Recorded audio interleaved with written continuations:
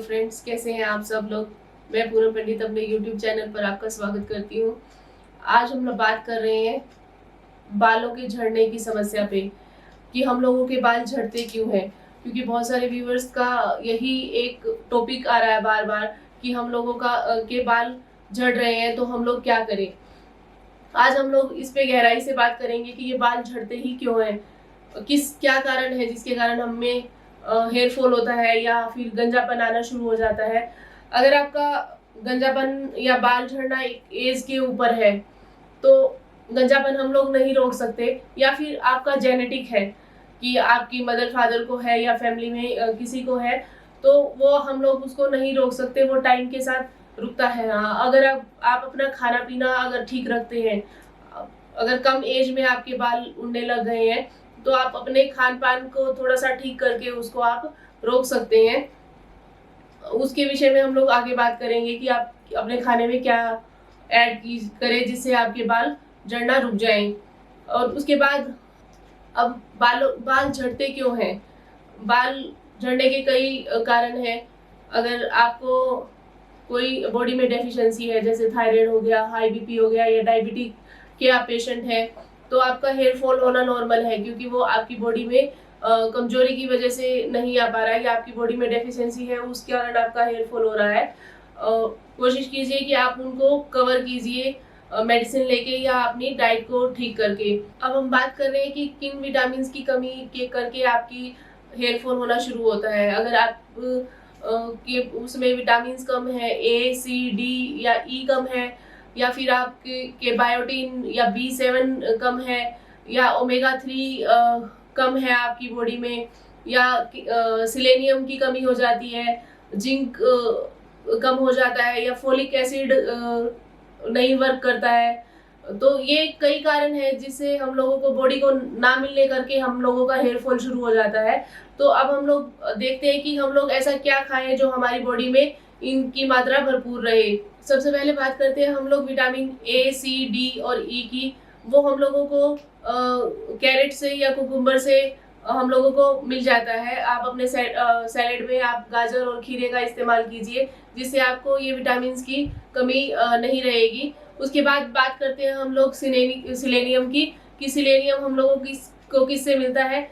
Selenium जो हम लोगों को है वो नॉनवेज से, जो लोग नॉनवेज खाते हैं उनको नॉनवेज से मिल जाएगा, जैसे मांस, मछली या अंडा इस्तेमाल करते हैं, तो वो जो कमी है वो सिलेनियम की, वो उससे पूरी हो जाएगी।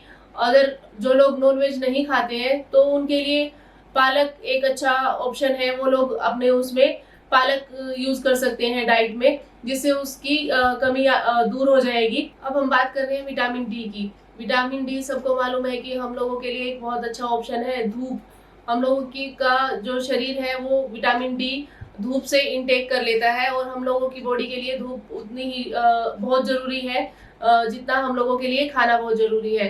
तो विटामिन डी की जो कमी है वो हम लोगों को धूप से ही पूरी करनी होगी। अब हम लोग बात कर रहे हैं B12 की। B12 की जो कमी है वो हम लोगों को दूध, पनीर, अंडा, मछली, सोयाबीन, बहुत सारे ऐसे सोर्स हैं, और दालें हैं हम लोगों की, या हम लोग चने यूज कर सकते हैं, सोया चंक यूज कर सकते हैं। जो लोग नॉनवेज नहीं खाते हैं उनके लिए सोयाबीन या सोया चंक्स एक अच्छा सोर्स है आपके लिए B12 का। वो आपको अच्छे से इनटेक हो जाएगा। अब बात करते हैं कि हम लोगों की बॉडी को पानी की भी उतनी ही जरूरत होती है। जितनी हम लोगों को अपनी डाइट का ध्यान रखना है, उतना ही हम लोगों को अपने पानी पीने का भी ध्यान रखना है, कि आपको दिन में 6 से 7 गिलास पानी जरूर पीना है, जिससे आपकी का ब्लड सर्कुलेशन ठीक रहे। क्योंकि अगर बॉडी आपकी डिहाइड्रेट होगी तो आपका ब्लड सर्कुलेशन रुक जाएगा। बाल झड़ने का एक मुख्य कारण ये भी है कि आपका जब ब्लड सर्कुलेशन अच्छे से वर्क नहीं करता है तो भी हम लोगों को ये समस्या आती है।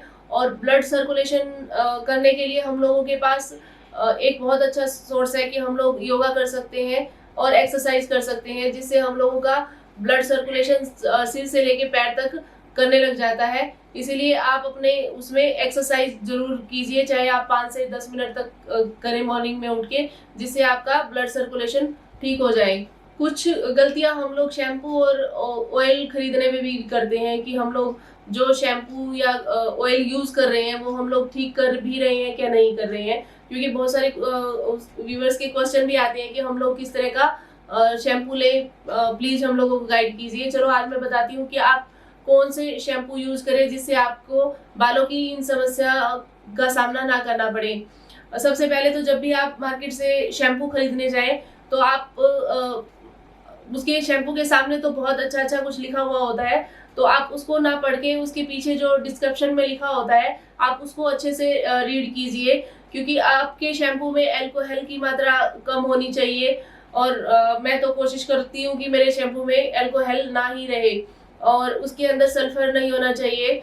उसके बाद आप उसके अंदर आप जो देखेंगे उसमें पैराफिन नहीं होना चाहिए और उसके अंदर कोई आर्टिफिशियल फ्रेगनेंस नहीं होनी चाहिए, ना ही आर्टिफिशियल कोई कलर होना चाहिए, क्योंकि जब ये चीजें होती हैं तो वो आपके बालों को क्योर करने की बजाय आपको और आपको नेगेटिव इफेक्ट देती है, जिससे आपके बालों में समस्याएं उत्पन्न हो जाती है, हेयर फॉल की या डैंड्रफ की ये समस्याएं हो जाती हैं। तो अब आप कोशिश कीजिए जब भी आप मार्केट से शैम्पू खरीदने जाए तो आप उसके पीछे जो लिखा होता है डिस्क्रिप्शन आप उसको पढ़ के जरूर लें, जिससे आपको इन समस्या का नहीं छूट। जब भी आप इस तरह का शैम्पू यूज करेंगे तब आपको ये समस्या नहीं होगी। कुछ शैम्पू के नाम मैं आपको सजेस्ट कर देती हूँ कि आप किस तरह का शैम्पू लो। जो मैंने यूज किया है मैं आपको बता देती हूँ।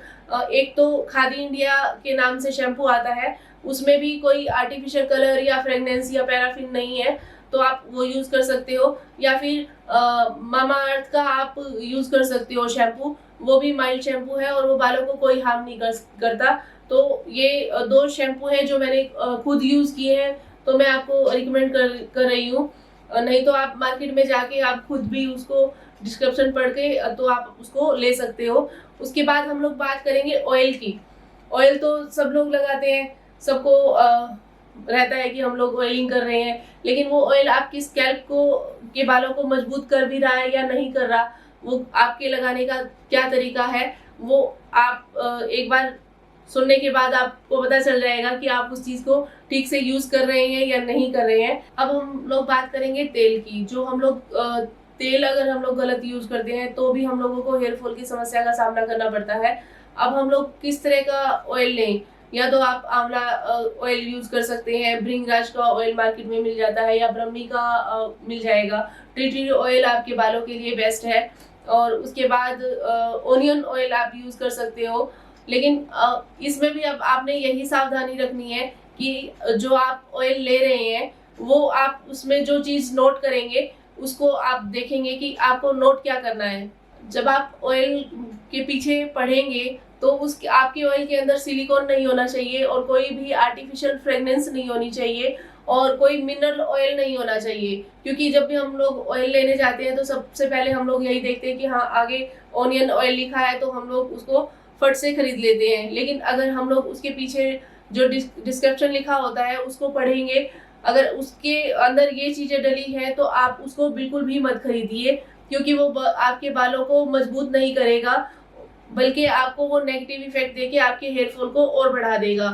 तो मैं आशा करती हूँ कि आपको ये नॉलेज अच्छी लगी होगी।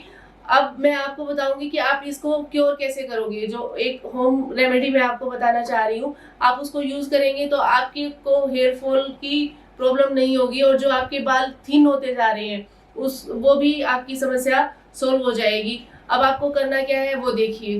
अब आपको क्या करना है, आपको जो मॉर्निंग की डाइट में आपको लेना है, आपको रात को 4 से 5 बादाम भिगो के रखने हैं। चिया सीड या घिया के जो बीज आते हैं आपको उसको भिगोना है। पंपकिन के सीड्स आते हैं जो वो आपको उसको भिगो के रखना है। ये तीनों चीजें आप रात को भिगो के रख दीजिए और अगली मॉर्निंग में जब आप उठेंगे आप बादाम और मॉर्निंग में आप बादाम को खा लेंगे और पंपकिन के बीजों को भी आप लोग अच्छे से चबा के उसको खाएंगे। और अब आपको जो चिया सीड है वो उसी पानी में आपको लेमन डाल के और उसको पीना है। इससे आप देखेंगे कि जो रेगुलर यूज से आपका हेयर फॉल जो है वो आपके कंट्रोल में आ जाएगा और आपको जो गंजापन होने की जो समस्या आ रही है वो आपकी नहीं आएगी। आप इसको रूटीन में यूज कीजिए और बहुत आसान सा तरीका है, बहुत मुश्किल नहीं है, क्योंकि बादाम हम लोग लेते हैं और पंपकिन और चिया सीड भी आपको मार्केट से इजीली अवेलेबल हो जाते हैं, तो कोई मुश्किल नहीं है। और लेमन जूस भी हम लोगों की फ्रिज में, लेमन भी हम लोगों की फ्रिज में रहता ही है, तो बहुत इजी सा प्रोसेस है। आपको तीनों चीजों को भिगो के रखना है।